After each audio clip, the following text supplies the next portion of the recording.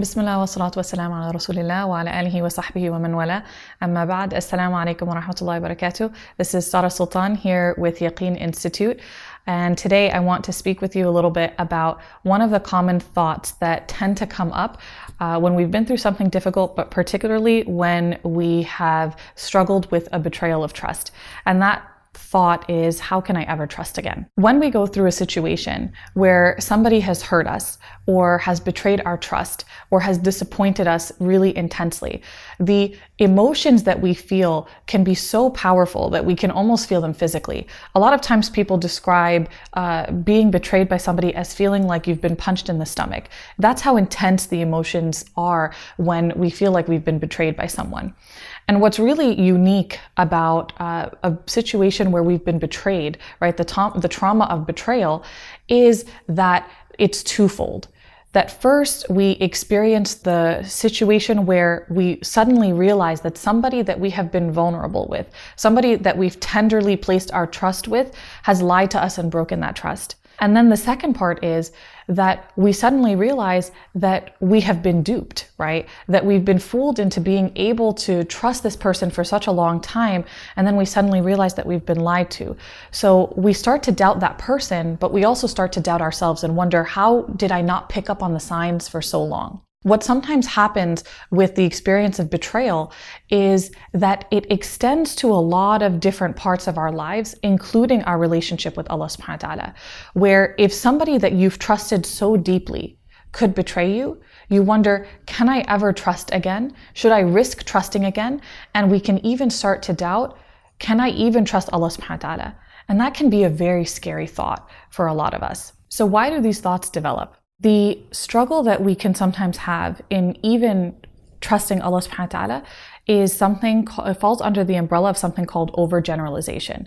And this is a cognitive distortion. Overgeneralization basically means basing our complete view of the world and people on one single event or one single bad occurrence that happens in our lives. So basically, it's the idea of carrying an umbrella with you because you've experienced one rainy day and you have this umbrella over your head constantly, right?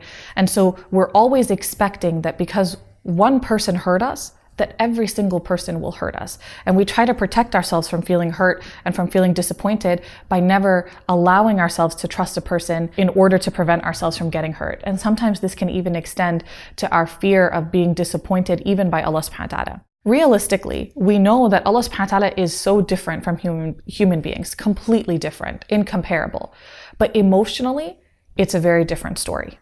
So one thing that is important for us to be aware of when we're thinking about this thought is how it develops, right? So for example, if you have a really good friend and she hurts you, right, where she said something bad about you behind your back, then the thought trajectory that tends to happen is, I've devoted so much to this relationship and she's done this to me, then I must not matter to her. And if I don't matter to her, then I must not matter to anyone. So what's the point of even investing in relationships if I don't matter anyway? In order to be aware of the way our thought process develops, one thing that I think is a really powerful reminder for all of us is that a lot of times our relationship with everybody that we encounter, but even our relationship with Allah subhanahu wa ta'ala, can emulate our previous relationships. So our relationship with Allah can often be like our relationships with people that we've experienced. So if people have hurt us, then we assume that Allah subhanahu wa ta'ala will hurt us, even though rationally we know that this is not true. So one tip that I want to leave you with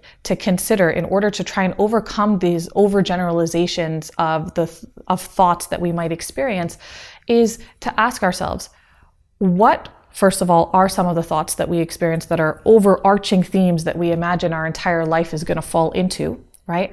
And then ask ourselves, is there any evidence that you could have? What would you need? What evidence would you need in order to see that this overgeneralization is not true?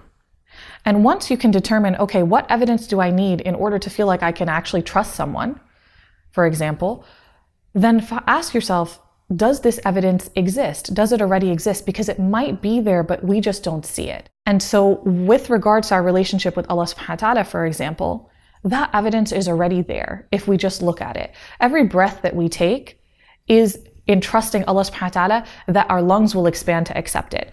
Every time we take a bite of food, it's trusting Allah subhanahu wa ta'ala that that bite of food is going to provide nourishment. So the evidence that we can trust is there if we just look for it. So try and explore that, inshallah. If you'd like to know a little bit more about the idea behind overgeneralizations, get a lot more practical tips, and just get a deeper understanding of why you might be struggling with these thoughts and how to overcome them, then take a look, inshallah, at the next article in the Your Lord Has Not Forsaken You series on Yaqeen Institute's website. Jazakumullah khairan.